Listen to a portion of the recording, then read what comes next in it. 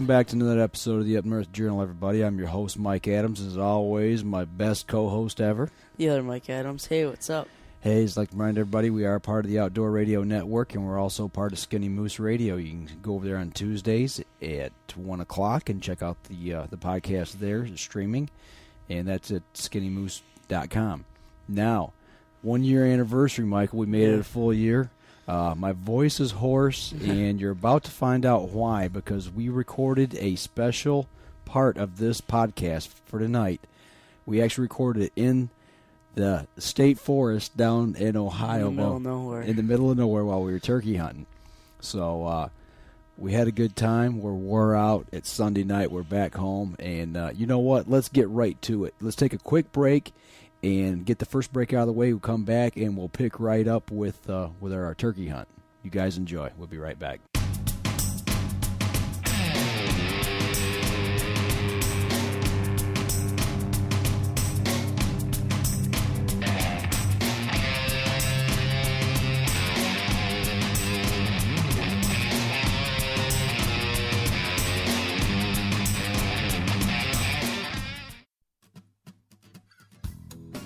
If you're looking for the best in outdoor hunting and fishing podcasts, look no further than the Outdoor Radio Network.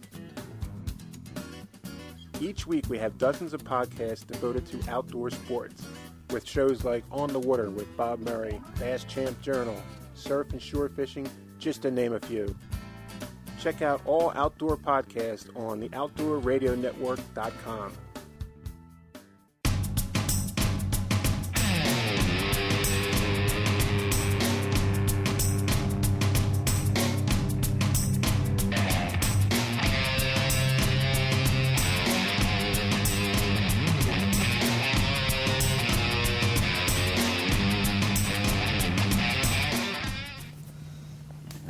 Feels good right here. Actually, today is the 1 year anniversary of our show. Yeah. So what better way to kick it off than sitting by the fireside while we're on our big turkey hunt? What do you think? I think it's pretty cool. And not only that, it's Jake's birthday. What do you think about that? Cool. Cool? Yeah. Well, here we are down in Ohio, day 4 of our 5-day hunt. We got tomorrow morning, and we're going to pack it up and head in. So what do you think about this whole deal? I think it was pretty cool. I hope that we can still get on some birds tomorrow. Yeah, it's been a rough week as far as getting on birds. We've heard birds every day. We've been out, but actually we haven't been able to connect with anything. We got after one yesterday morning. Jake and I did. Jake, that's the first time you ever heard a thunder chicken in the woods. What'd you think about that? That's pretty cool. Well, come here, man. Sit over here with us. You can talk with us. Sit up on Big Bro's lap. Big birthday today, huh? Happy birthday. Well, we got out there that morning. What did you think when we got out of the truck and you heard that big gobbler going off? Pretty cool. Yeah? You think he's going to be able to get one? Yep. What happened? Way down in the ridge. Way down off the ridge, wasn't it? Yeah, that's one thing that's been different about hunting down here, hadn't it been, Michael? Mm-hmm. It's not like hunting back home. You know, we're so used to, I don't know, I guess calling us flatlanders or whatever you want to call it, where we just get out and hear a bird and chase it and run and get after it. And it's not that way down here at all. There's a lot of hills, a lot of ravines, creek bottoms, and, you know, it'll drop off 7,500 feet right off the side of the road, and all of a sudden it's that far down, you know, and you think you hear a tom gobbling, and you think he's right there, and all of a sudden you realize he's either in the creek bottom or he's on the opposite side of the river or 4 ridges over. 4 ridges over, you know, and it's just something that we're not used to here, or, you know, back home. We just don't hunt like that. So it's been a challenge, and I don't know. It's been a tough hunt. It's been a real tough hunt. But we've heard birds every day, which has been good. First morning we got out, you went with Uncle Jim, and you guys had some pretty decent luck as far as hearing birds. What was your first morning like? First morning, probably about 15 minutes after getting sitting down, we heard one gobble off in the distance, and then we didn't hear any for a while. And then we, right before we left our first spot, I heard 2 hens cross down in between where the 2 ridges meet. Yeah. And we heard them. Then we moved up to the top of the hill. Just went up there, see if we could get any luck. We didn't see anything up there, but Uncle Jim, he saw a deer run through the woods. Yeah. You know, that's something I haven't seen down here yet, is a deer. Now, on the way down, that's a different story. We saw a bunch on the side of State Route 93 coming down once we got off the freeway there at Logan and came down, and that was some pretty hilly country through there. We saw a lot of deer on the side of the road, meandering through fields and stuff. Matter of fact, one crossed the road right there at that one intersection, pretty close to us. Yeah. Yeah, this morning was pretty cool. What's that? This morning was pretty cool This when we heard morning? that gobbler when we were napping. Oh, yeah. Well, we'll get to that part in just a minute. You know, the first day when Jake and I set up, we thought we heard some, kind of off in the distance. Couldn't really tell. And we got up and moved around a little bit. And Jake, buddy, you need to move because you're going to light your chair on fire there. No, you got to scoot around here, buddy. Hang on, guys, while we put out a fire here. This is all impromptu tonight. The show's going to be flying by the seat of our pants, so to speak, here. We're out sitting right next to the campfire. Pretty cool. In the middle of the woods, and we're going to try to bring you the podcast. So. And the stupid whippoorwill. Yeah, the whippoorwills, yeah. We'll get to that in a minute, too. But, the first morning we didn't hear a whole lot. Jake and I didn't. But we did manage to make another stand at a different spot that we got ready for the next day. And then day 2, when we got out, that was when we got out of the truck, man. Right away we heard that gobbler rattling right off the roost. And that was right down in where Jake and I had made that blind the day before. So we got busy and got down there after it. And got set up real quick. Started, I threw a call out, didn't really hear anything. And then he called probably 3-4 minutes later, and I could tell he was still in the same spot, so I figured he hadn't come off the roost yet. So every time I kind of played reverse psychology with him. Something a little different. I don't know why I did it, but instead of me calling to him and trying to elicit a gobble, I waited till he gobbled, and I called to him to let him know where I was at. Okay. And that seemed to work all right. And after about the second or third gobble, it sounded really muffled, so I knew he pitched down off the tree. He'd come off the roost. And there goes that helicopter again. Yeah. If you guys can hear that, we got a helicopter that's been buzzing around here. I don't know why, but he's flying around tonight. But, I heard him pitch down off the roost, and when he gobbled on the ground, I threw another call to him, and we played cat and mouse there. I don't know, he gobbled 4 or 5 times, and when I first heard him, I thought he was about 200 yards out. And we finally got him within about probably 75, 80 yards. It sounded like, anyway. I thought that where we were set up, there was, a little flat spot on the side of the hill, and it was an old logging road that was overgrown. It was all grass growing up over it, from years gone by. But I thought, he's going to come right around that bend, and I said, we're going to put the whammy on him. But he hung up and never did come in. And after after an hour or so of him not showing up, Jake and I actually got up and went to see why he didn't come around. And while we found out, we walked around that bend, and the doggone hillside dropped off into a creek bottom, probably 70, 80 feet down. And we kind of worked our way down the hillside and found the creek bed. And there's a little depression on a plateau, about 15, 20 foot up off the creek bed. So we drug all the leaves and everything out of that so we could set up there the next morning. And that's where we made our stand this morning, our third day. But we didn't hear anything. So what did you guys run across your second day? Our second day, we went down a path that we started scouting on, and we sat up on that road for a while. We started calling, and then we had a decoy out, and when we started calling, and then the sun came up. As soon as that sun came up, we didn't get any response from them anymore. So we gave it about 15 minutes after that, and then we started getting up, and we started running, gunning up a ridge that was up above us. Mm-hmm. The one that you said probably wouldn't be any good for turkey. But we walked down there, and we walked down some deer trails trying to find some openings. We never found anything. Yeah, okay. Yeah, second day, I thought really we were going to bust one yesterday. I thought that was going to be the day. Right when we got out of the truck, I thought for sure we were going to get that bird. And then today, we got out of the truck, day 3, or our third morning, and we heard that gobble right off the truck. And that was back where you and Jim were hunting. So I told you guys to get after that. So, what happened with that? We got down there. We sat up on the road, which was a bit of a bad mistake because he was down on the creek bottom. And after we figured that out, we tried moving down there. Either we spooked him off or he just moved over the ridge onto the next hill. Got a little too close to him, Yeah. maybe, yeah.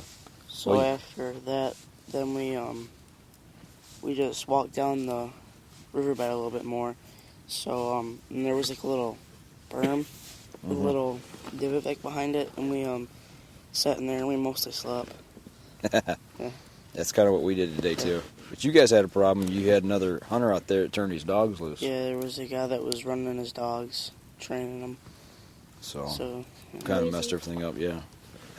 This morning we got up. And, it's Jake's birthday, so I said, hey, you picked the spot this morning. He wanted to go down where we cleared that spot out, and we set up down there. And, there was nothing. I thought I might have seen something moving through the brush way down, like down the creek bed, but couldn't really tell. And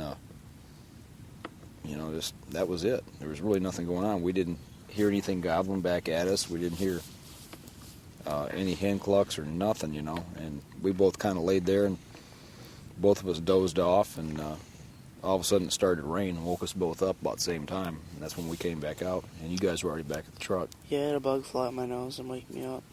That'll get your attention in a hurry.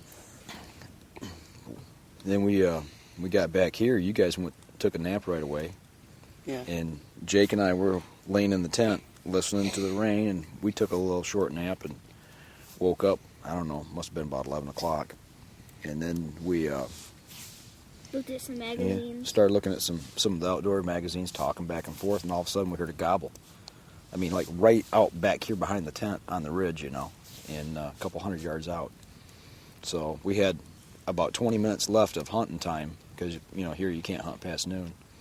And it was about 11:40, so we got up and grabbed everything real quick, loaded the gun, and got down in the woods and followed a path down about 200 yards or so and set up. And I knew I only had just a short amount of time, so I threw everything I had at it. I tried every excited hen yelp that I could think of and tried to get them to come in. But, I knew it was going to be a shot in the dark. Yeah, a shot in the dark. But, if you don't go out and try, you ain't going to get it, so.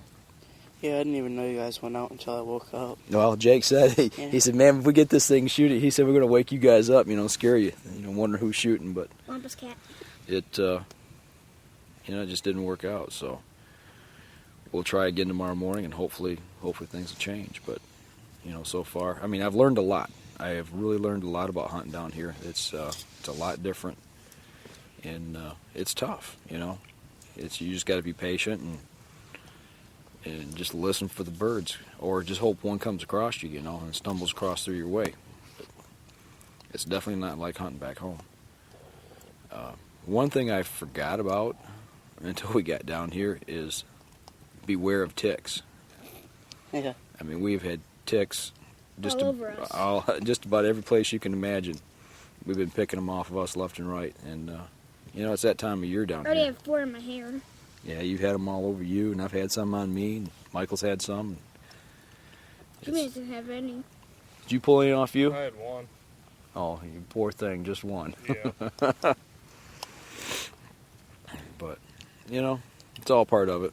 But, we brought the truck tent down. This is the first time we've had that out. That's worked out pretty good. What have you thought about sleeping in it? Pretty cool.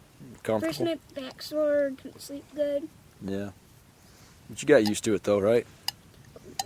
Yeah, that was I all. had to sleep in the camper. Oh, yeah. You slept in the hillbilly Hilton. 4x4. 4x4. Jim, they're making fun of your trailer, man. It'll be all right. You know what? It's an awful long, cold night out here by yourself. They want to make fun of it. I wasn't making fun of it. Jake was. It's all walking backwards now. Uh-huh. Yep, he's backpedaling now. He wants a place to sleep tonight. Well, this has been your first time out here, man. What do you think about the whole idea of turkey hunting? I love it. It's fun. Too bad we ain't seen some more excitement, but like you said, it's a whole different ballgame down here. Well, you said You hear one gobbling, it could be on the next ridge over, it could be 4 or 5 down. you were talking back when you deer hunted down here that you saw, you seen a bunch, but it just goes to show you, between fall and spring, just how much the birds change. I mean, it's just a totally different ball game. Yep. And what you see in the fall and what you come across in the spring. But no, I've had a good time. It's been a lot of fun.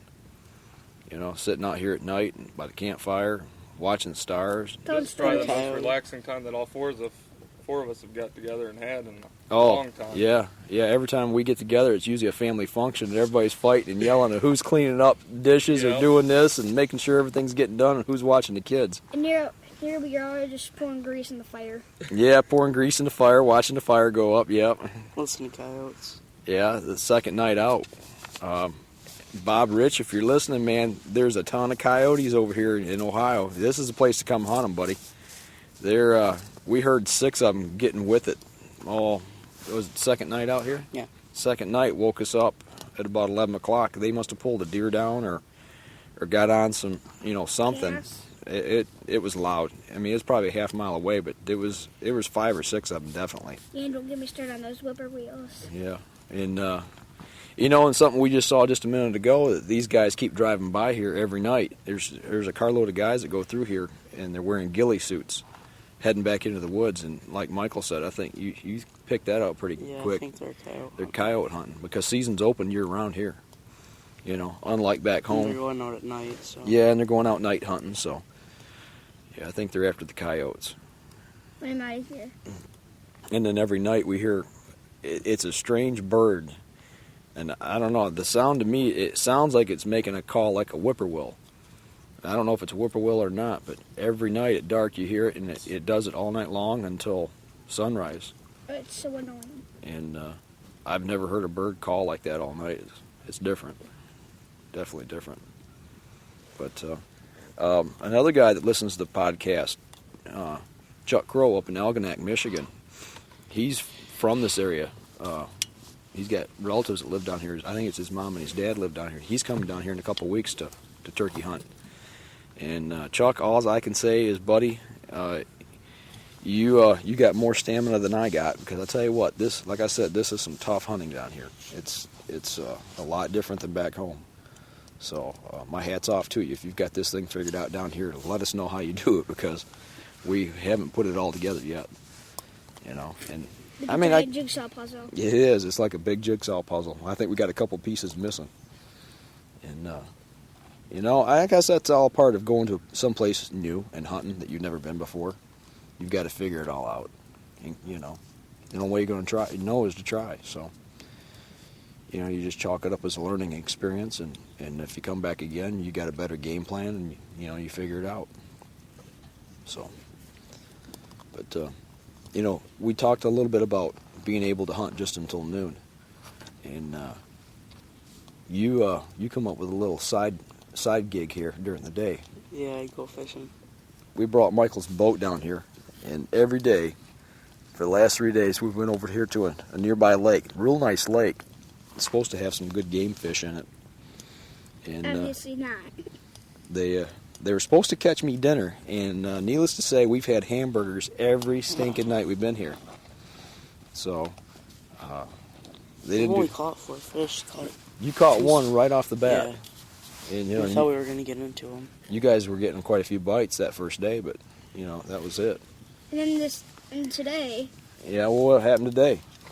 I got kicked off the boat. They kicked you out of the boat, and then so what'd you do about that? Fish on the dock. Fished on the dock and proceeded to catch 3 fish, right? Yep. Yeah. Panfish and a bass. So you put the whammy on them. I guess that's what happens when you get kicked out of the boat. You just got to show them up. Kept getting hungry, getting tired of it. As you guys can probably tell, I'm coughing. The night air has kind of got me. Sore throat and all. And maybe it's the pollen too. I don't know. Spring out. Everything's greening up down here pretty nice. Trees are in bloom, flowers and all that kind of stuff. So, Bees. Yeah, the bees are out and the butterflies, all kinds of good stuff. So, but tomorrow we'll pack it up and get ready and head back home and try and plan on getting ready for our Michigan turkey hunt. Yeah, but I can't go. No. This is your first time. This is your whole first deal, man. This whole trip was about coming down here and getting you all pumped up about this. So, talk to everybody about it. Tell them what's going through your mind. Some of the cool things you saw. Some of the cool things you did. Well, probably the coolest thing I saw was, probably the coolest thing I heard was the turkeys. The what? The turkeys gobbling. Yeah. And what'd you think about it? I mean, it's cool and all, but I mean, That was the first time I actually ever heard a turkey. it's the first time you ever heard one out in the wild gobble. Yeah, Yeah, he was pretty close too, wasn't he? pretty close. Yeah. We thought it was right there. Yeah, he was close by. Just Then couldn't. we found out what he got hung on. Yep. What was that? Deep Bridge and everything. Yep, down by the creek bottom. Yep. They What? get to come down here deer hunting with us. Yeah. Now see, that's something that's going to be kind of cool. Well, down here, I don't know if it's cool or not, man. It's a way for you guys, the state, to get money out of us, out of staters. I feel the same way about it. You got to buy a general hunting license in order to go turkey hunting. Now, see, in Michigan, if you were to come up to Michigan and hunt, all you got to do is buy your deer license or a turkey license. I mean, Right. they hammer you pretty good on it, but Now, what does a turkey license cost you down here? Well, my annual hunting fee costs me $19, and then like a turkey permit costs me $24, a deer permit costs me $24, Okay. and then your small game's all thrown in with your $19 hunting license. Okay. Now, see, I paid $24 for the turkey, but I had to pay $125 for the general hunting license. Right. So, but the kids, I think they got off pretty cheap. I think theirs was 24, maybe a little less. I can't I got remember. it in my pocket. And then their general hunting license. But now they can come back, or all of us can come back. We can duck hunt down here with it. We got to buy our federal waterfowl stamp and get our state waterfowl stamp. See, your hunting license was $10, Okay. and then your turkey permit was $12. Okay, 10 and 12. So it costs you 22 for both of yours, and same for Jake. And then they can pick up their deer permit and come back. We can come back and deer hunt in the fall. Yeah. Come out to the house there and set up. Pretty good Yeah. deal. Yep. So get you a chance to get back out. Probably won't do any duck hunting down here.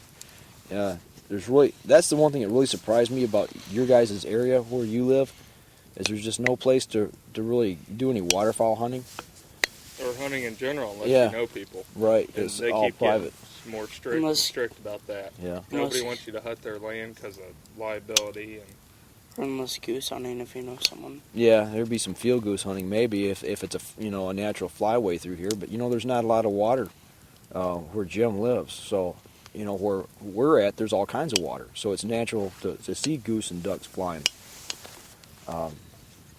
But yeah, your place, I don't know if it'd be any chance to field goose hunt or not, in the late season.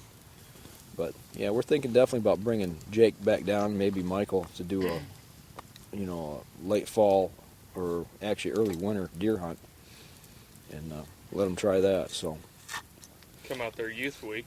yeah, there's ways of getting around these Michigan laws of not letting kids hunt. We'll just take them out of state, let them hunt. There's ways to get It's around probably it. just as cheap. What is a youth deer license for a deer tag?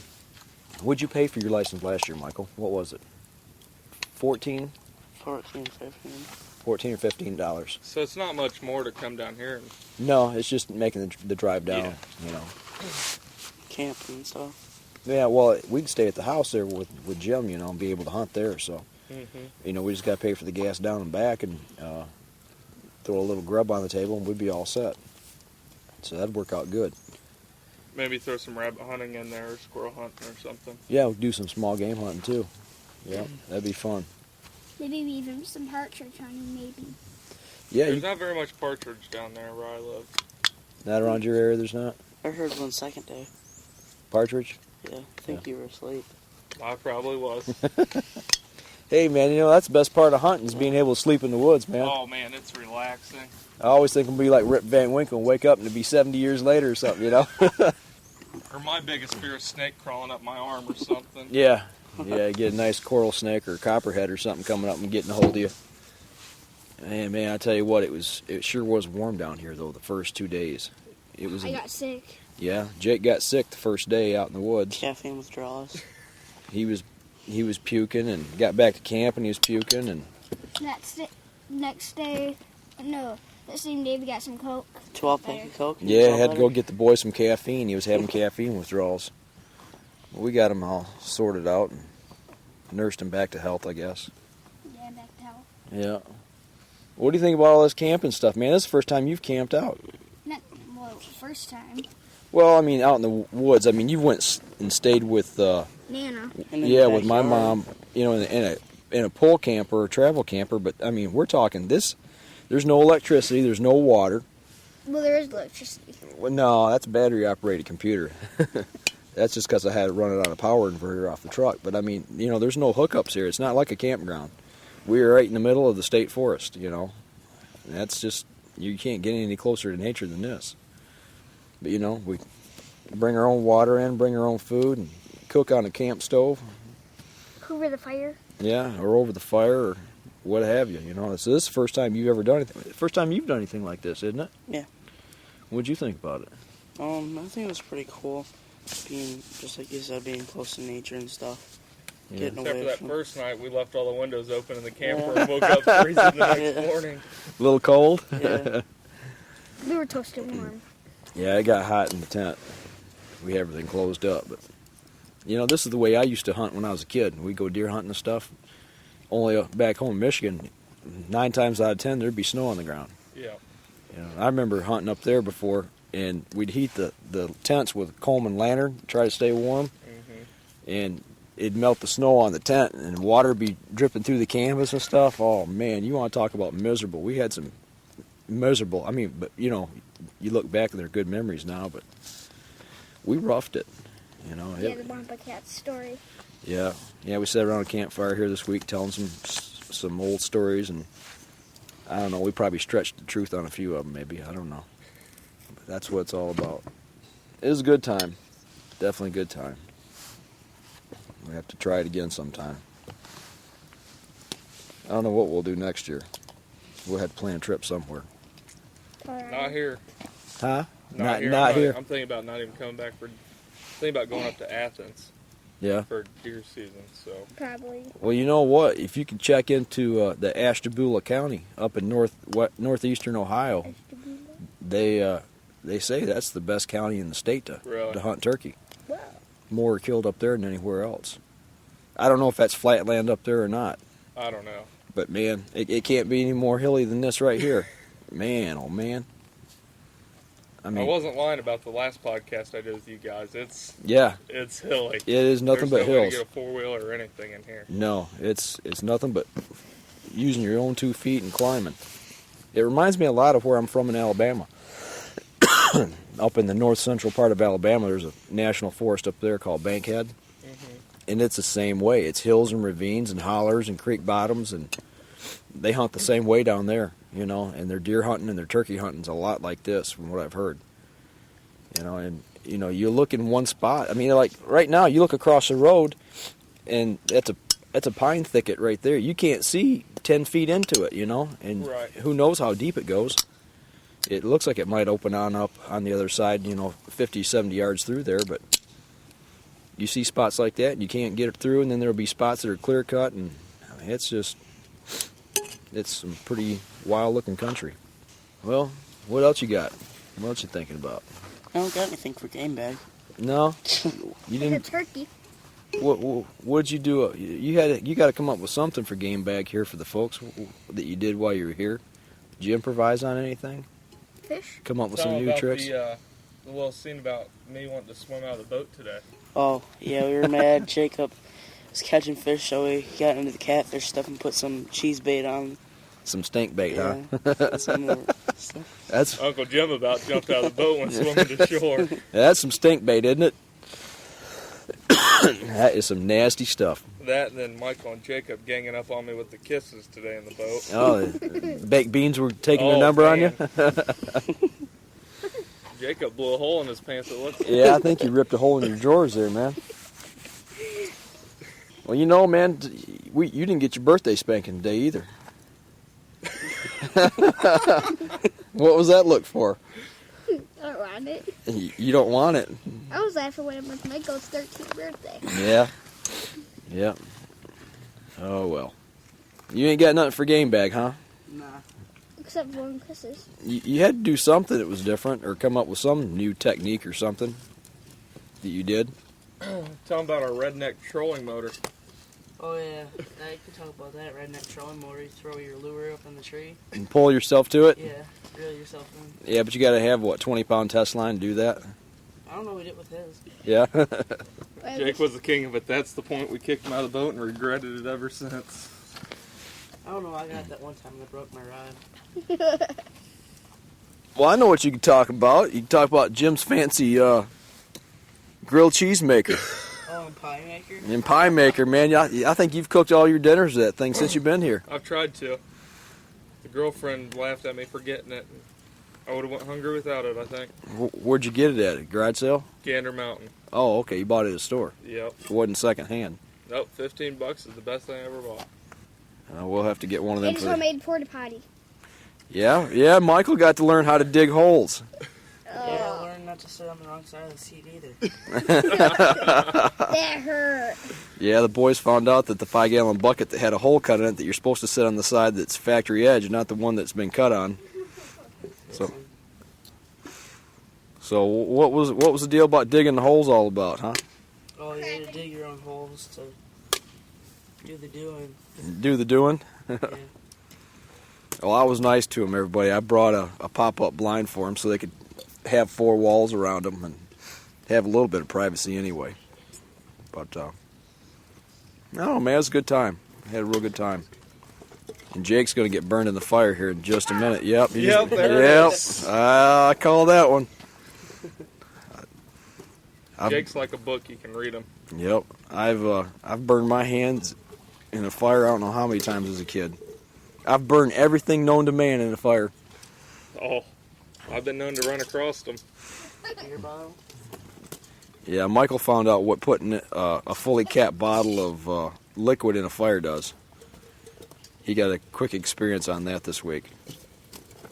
He's about ready to light something else on fire here, it looks like. I think I'm standing at the wrong end. Yep, that thing goes shooting off. You're going to get it. He's going to fire it out there in the road, and it's going to hit a car. It ain't going to fire off. There's some Sprite still in there. I'm trying to boil it. Yeah, you're going to launch it here in just a minute. Better rocket. Yeah, but overall, this has been one of the best experiences I think all 4 of us have had getting together. And Oh, yeah, by far, real relaxing and not having a time limit to have to be here at a certain time and there at a certain time, and make sure we don't hurt anybody's feelings if we don't go see them. And Yep.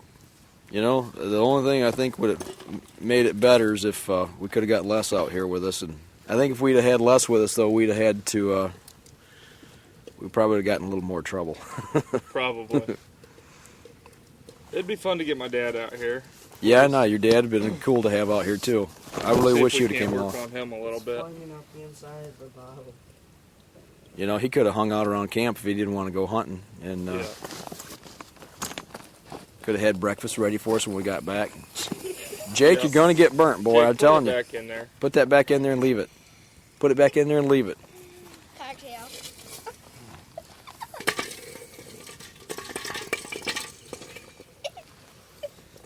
Campfires and kids don't mix.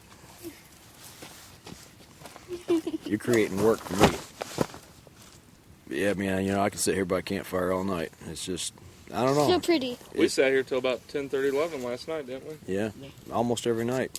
This There's just something about being out, not having to, like you said, not having to worry about being somewhere, not worrying about what other people think. You just sit back and enjoy it, and not worry about time, not worry about work. It's just all good. Not worry about school. Not worry about school. That'd be a good birthday gift for you just by itself, getting out of school. Yep. You wouldn't have school anyway. Well, not today. Saturday. Today's Saturday, but he's talking about Friday, or Thursday and Friday. Thursday and Friday. It worked out pretty good. Yeah, I'd rather stay out here for the rest of my life than go to school.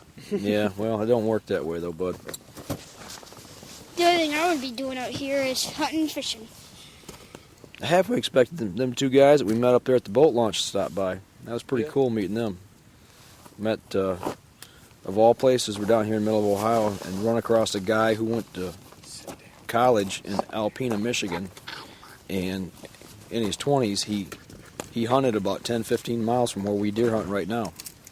And then, not only that, but now they live close to probably 20, 30 miles from where you live. Yep. So, I mean, it's a small world. Just, hanging out and talking to people. He said, that guy that I talked to there, he said he missed a turkey this morning. That he was sitting up against a tree and about half awake. And he thought he heard something behind him. He kind of peered around. And he said it let out a big old gobble and took off flying. Said it scared him to death. It wasn't 15 feet behind him. The younger guy? No, the older guy. Oh, man. Yeah. Yeah. Talking about his mirror. No, not him. Not that guy. He's messed up. Yeah. Yeah, that's just an old local guy running around here. Well, we've rambled on for about 35 minutes. I think tomorrow night, Michael, we can close out the show at home and kind of wrap everything up, wrap up some loose ends. But, I just kind of wanted to do something here beside the fire tonight.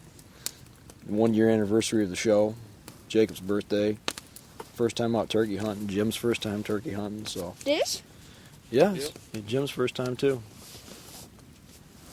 So I just kind of wanted to do something a little different, a little something out here by the fire. So I hope we didn't bore you guys too much, but we'll wrap it up tomorrow when we get back home and try to get it put up on the net for you guys to listen to. And hope if you didn't learn anything about it, maybe you got a good laugh listening to us, because I don't know, we definitely learned a lot of stuff down here, but we had some fun too. So we'll let you listen to the rest of the show. When we get back home, we'll wrap it up. Well, that was the first 3.5 days of our hunt, Michael, and pretty fun-filled, exciting stuff there. I hope we didn't, like I said before, I hope we didn't bore you guys too much, but we had a lot of fun. But let's take a quick break, and we'll come back, and we can kind of give what happened on the last day of our hunt, and we can give a couple final thoughts and a couple other little tidbits for the show. What do you think? Yeah, Sounds good. Okay, all right. Well, hang on, guys. We'll be right back after another quick break.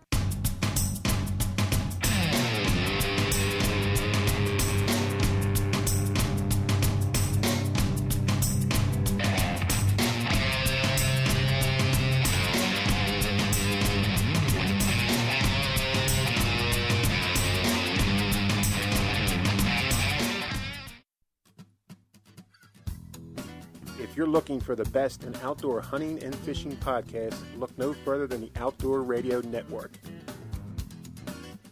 Each week we have dozens of podcasts devoted to outdoor sports, with shows like On the Water with Bob Murray, Bass Champ Journal, Surf and Shore Fishing, just to name a few.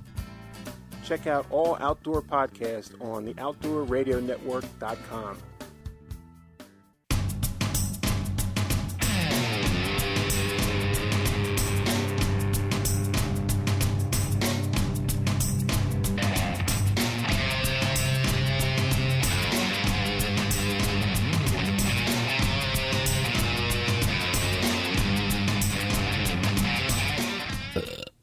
You're recording, aren't you? Yes, I am.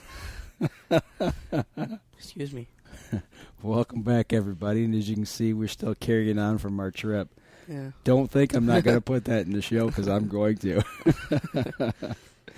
Oh, man. That's not as embarrassing as some of the stuff that we said when we were there in Ohio. Oh, man, we've had a good time. We had a lot of laughs. We had a lot of fun. And it's been well worth it. I had more fun hanging out with you guys this week than I've had in a long time. To kind of get back to what we were talking about with the hunt, or at least you haven't really listened to what we recorded yet, so I'm going to kind of lead you along here, Mike. But I'd mentioned towards the end of the interview that I wish that those guys would have stopped back by, that we could have talked to them some more. Well, actually, after we got done with the podcast, it wasn't 10 minutes. They drove up, and we talked to them for another half hour or so, and that was pretty cool. That's what I like about hunting and fishing, is you meet guys that like to hunt and fish, and you can sit and you can talk for hours about hunting and fishing, about who knows what. But that's just the camaraderie that you have hanging out with guys like that. And guys, I'm starting to lose my voice, so bear with me, man. It's this weather. I don't know if it's the weather or the pollen that got me, but I'm losing my voice and my head's all stuffed up, so just bear with me. But we kind of wrapped everything up that night and got ready for the next morning's hunt. And when we got out, it was we got out there and there was somebody sitting in our parking spot where we go in, and it's the last day, and we're all kind of dreading. You always dread the last day because it's the last day, and it's the last hunt of the last day, and it's kind of a downer, and unless you get something, Yeah.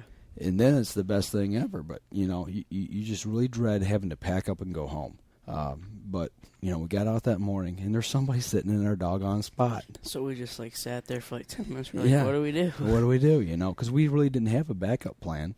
We'd been hunting there for 3 days, and we didn't want to go busting in there because we didn't know where the guy was. Number one, so we backed up and we drove around just for maybe 5-10 minutes, and we found a nice little spot where we could park. And there was nobody around, and it looked like it would be good turkey woods. So you and Jim pitched off onto one side of the road, and me and Jake pitched off on the other. So go ahead. I'm going to rest my voice for a minute. You go ahead and tell me what happened with you guys. The side that we picked, I'm not sure if we should have picked the other side or what and got you guys left with that side because that side was just full of briars. Oh, you got all scratched up, huh? Yeah. Yeah. It wasn't as steep as what you guys had to go through, but there was a lot of briars and lots of down trees that we had to go over and stuff. And for our first stand, we walked in about 100 yards, and then we sat down, put a decoy out. We sat there for maybe about 35 minutes. Okay. And we left right after a mouse jumped up on Jim's leg. Oh, really? Yeah, and it jumped back down, scared the living daylights out of him. And then, so we moved to our next spot. We moved up over the ridge. Okay. On the other side of it. And we sat down over there. We moved down the ridge more and we sat there. And then after that, we went up over the ridge. We didn't see anything further down the ridge. You guys said, though, you heard a bird at one point. Yeah, our last stand, when we went from our first spot, when we moved down and then we moved on the opposite side of the ridge, we heard him over there. Okay, you heard a gobble? Yeah, he was pretty close, too. So we didn't... Last day, we weren't really considering thinking. We were just trying to get him in, so we were both calling at the same time and stuff. Well, that's not a bad tactic Yeah. if you think about it. If that Tom's out there and he hears two hens, if you're both calling at the same time, it's obvious that you're not hitting the exact same notes together. So it sounds like two different birds together. Yeah. And, I don't know, maybe you should, I don't know what kind of calls you use, but I was using a slate and he was using a box. well, I mean, what type of call, like hen call? Sometimes an excited hen call like that, or if you could get like a high-pitched one and a real raspy one, like a young hen and an old hen, like maybe they were going back and forth and sassing each other. We've heard that in seminars before, where you get an older hen, and if you scold her with a young hen call, it makes them mad. And then they'll drag the tom with them. I mean, so maybe thinking that same thing, if you guys had played that back and forth a little bit, maybe he'd think, oh, hey, there's two hens over there. I'm going to go over there and check it out. You know, so. But yeah, the last day, man, you pull out all stops. You try to do what you can to get on them and go after them. So that's what Jake and I kind of, did. We just kind of threw caution to the wind. We didn't know where to go, and we went to that other side of the road, and we found a spot that, we could get into, because like you said, there were some briars and stuff there in the one spot. And so we walked down the road a little bit, and you could walk off the road about, 20 yards, and all of a sudden, boom, man, that thing just dropped down out of nowhere. Another deep ravine, and you could see the creek bottom down there. And I don't know what it is about Jake, man, but he's in love with creek bottoms all of a sudden. He's like, I want to hunt down there. And I'm like, oh, man, you want to hunt down there? Yeah, I want to hunt down there. Okay, so... we go sliding down the hill and, trying to be careful and everything. And we get set up down there right next to, we were right on the creek bottom. We were maybe 15, 20 feet from it, almost level with it in a little floodplain area. And we set up in a little spot there where we could see quite a ways. And we called a little bit and sat there and then called. And after probably 30, 45 minutes, all of a sudden I hear gobble, gobble, gobble, gobble. Way down the creek. It came right down that valley. And I looked at him. I was like, "Did you hear that?" And he's like, "Yeah." And all of a sudden, gobble, gobble, gobble, gobble. Heard him again. And I called, nothing. Tried calling some more, nothing. After about a half hour, he wasn't coming. Yeah. And, I knew he was a long way away. And, man, I hit that box call so hard, it almost pierced my ears. I was just hammering that thing. And, throwing some cuts and some clucks in there and then hitting a good hen yelp, trying to get some excitement going. But, he wasn't going to walk that far. And I definitely wasn't walking that far to get him, so we just stayed put, And then little Jake, he got, I don't know, I wouldn't say it's disappointment, but he was getting bored that last day. And for a kid that age to sit for 4 mornings in a row for hours waiting on a tom to come in, I got to hand it to him. The kid, he hung right in there with us, But that last day, we didn't stay out that long. We were out, 2.5, 3 hours? Yeah. That last 45 minutes was pretty rough. He kept fidgeting, He's like, "Oh, I'm getting bored, But you can't expect a kid that age to sit that long when he's not seeing game. And for that age, I think he did real well. We had a lot of fun. I know he had fun, and I think you had some fun too. I had fun sleeping. You slept in the woods. Yeah. That's why you guys didn't see any know. birds. You slept all the time. Yeah. That's all you did. But It was worth it. oh man, it was a good time. And we heard the coyotes, the whippoorwills. We found out they were whippoorwills too. Those guys that stopped by, that's what they were. They were whippoorwills. Those birds are so annoying at night when you're trying to sleep. The first night, I think I might have got an hour's sleep because they just call all night. Whippoorwill, whippoorwill, whippoorwill. They All actually night started long. kind of putting me to sleep after the third day. Oh, I didn't get any sleep the first night. But, I didn't see any deer. You guys saw, or Jim saw a deer. I mean, the only game that I saw was little Tweety birds flying around. Yeah. And some ravens, and I think I seen one squirrel and one chipmunk.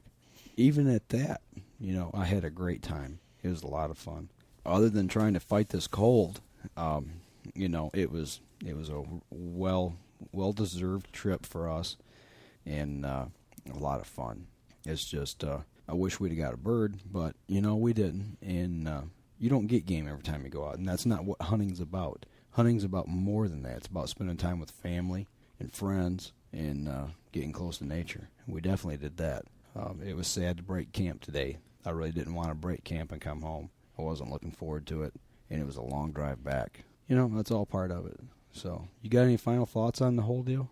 Talking about how you said not getting anything, but we learned a lot of stuff because hunting down there is nothing like hunting here.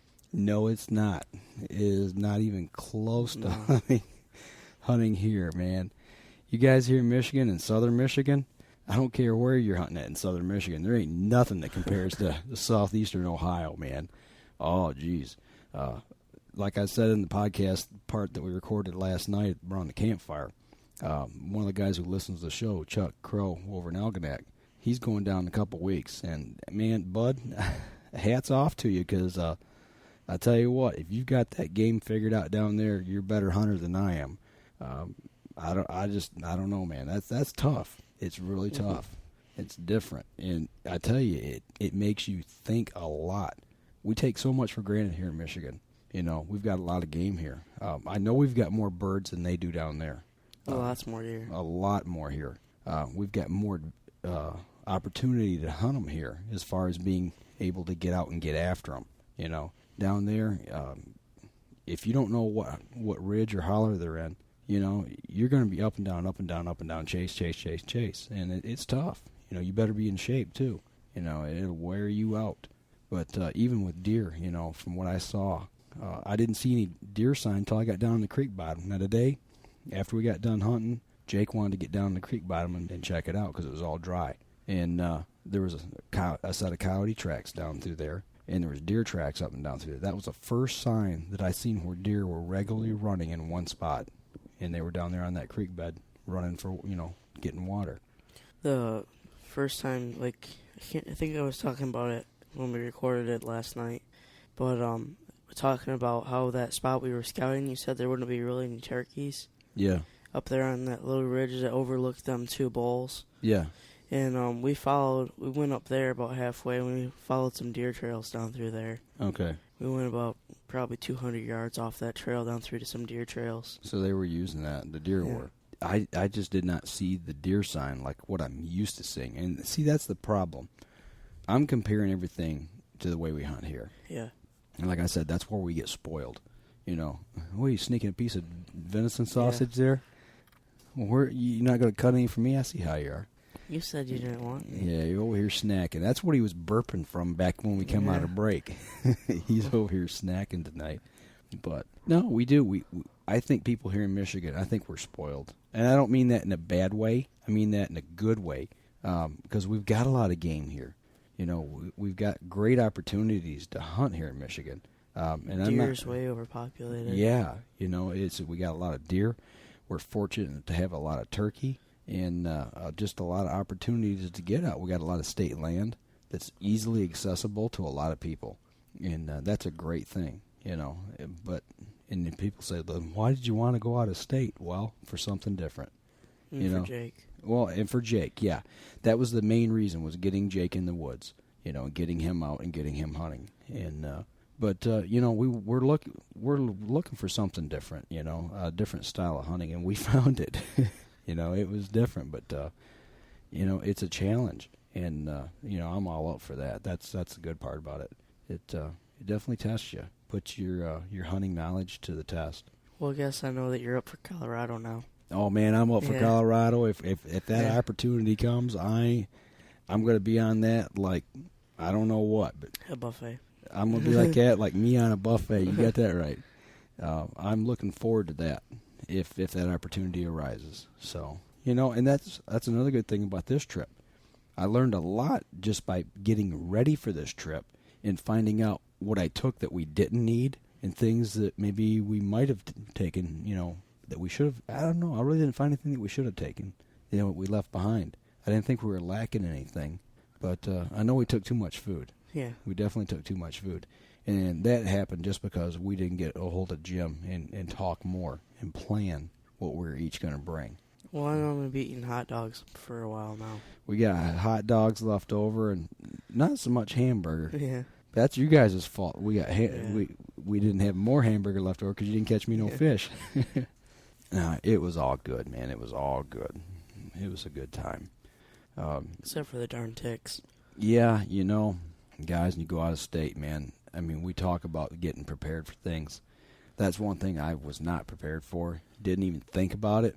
It completely slipped out of my mind, you know. Now, when I was a kid and we run down south, down in Alabama, and we go visiting relatives and stuff, you know, I'd come in all covered in ticks, you know, from running the fields and the woods. And, you know, you got to get used to it, no big deal. But that's been many years ago, you know. And my biggest worry was snakes down there, especially with the weather being warm. We didn't see any, but that was the one thing I was worried about. Jim was terrified about it, though. Oh, about snakes? Yeah, he's like, if I see one, I'm in the next county. I wish I'd known I'd have thrown a rubber snake in his camper. Yeah. Oh, I wish I would have known. I'd have fixed him up good. Just like me putting that decoy out behind the camper. Yeah. You planned that just a little too late. Yeah, he came out right as I put it out. We had a big old gobbler, that Montana 2D decoy from Montana. It's a full strut gobbler. And I said, go put that behind the camper so when he comes out, he'll see it and freak. Yeah. But he caught you. I was walking away from him when he came out. No, the snakes was the biggest thing I was worried about. But, you know, and every time I mention the word tick now, I'm itching and scratching and thinking I've got one on me, man. It just, And there's one thing that I tell you what, that I did miss, and that was a nice, hot shower. I've never been so thankful for hot water in my life. Oh, man. The other day when we stopped at the gas station and got gas for the boat, I slipped into the bathroom and used the facilities there. And I'm washing up, man. I turned the hot water in the sink on, washed all up, and got my face all washed. I mean, I was so happy to have hot water. That was the one thing that I really missed. And I think I took 2 showers tonight, or 2 baths, man. I just scrubbed twice. It was, you know, you can get by 2 days pretty comfortably. 3rd day, you're feeling grimy, but, man, the 4th day, oh, look out. I think we were 3 stink bombs coming back home. Well, Jimmy, he was He came straight from work and he welds and stuff, and he said he was all sweaty and stuff like that. Yeah, so he had it even worse. You know, I did shower before we left just to make sure I got that last shower in, but, you know, that's just something you got to deal with. Well, looking back over everything, is there anything you think we should have done differently? Not as pack as much food. Not pack as much food, okay. What about hunting tactics? Anything there that you would have done differently? Probably nothing that we would have done differently. Maybe, just walk quietly and stuff like that. That's what I found really tough down there. You know, there was leaves everywhere. And it wasn't like there was, you know, and you're going to get that in forests, but the leaves were like, seemed like they were a foot thick on the forest floor.